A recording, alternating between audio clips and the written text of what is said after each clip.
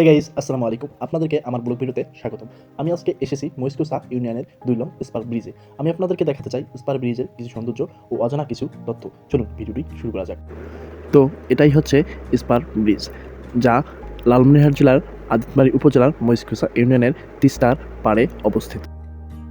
এই ব্রিজটি মূলত বহু বছর আগে তৈরি করা হয়, যা আমার সঠিক জানা নেই। এই ব্রিজটা দেখতে বহু জায়গা থেকে পর্যটকরা আসে এবং ব্রিজটি ঘুরে ঘুরে দেখে।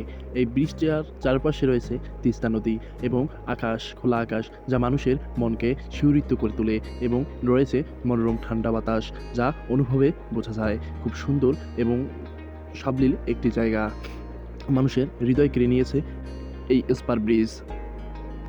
এই ব্রিজটির একটি সৌন্দর্য হচ্ছে সন্ধ্যার সূর্য ডুবা, যা খুবই আকর্ষণীয়। খোলা আকাশের সেই পানির উপরে সন্ধ্যার যখন সূর্য ডুবে, তখন খুব সুন্দর একটি দৃশ্য উপস্থাপনা হয়, যা মানুষ দেখে মুগ্ধ। আপনার যদি কখনো মন খারাপ থাকে, এই ব্রিজে চলে আসবেন। অবশ্যই এই ব্রিজে আসার পর আপনার মন ভালো হয়ে যাবে।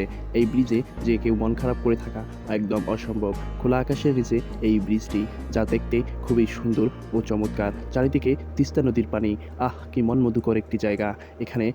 এখানে আসলে মনে হয় অপরূপ সৌন্দর্য দিয়ে এই জায়গাটি তৈরি করা।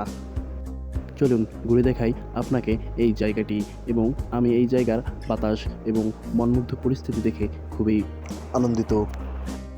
চলুন ঘুরে দেখি আমরা এই স্পার ব্রিজটি এবং কিছু সুন্দর দৃশ্য, যা আপনাদের মনকে ভালো করে দেবে।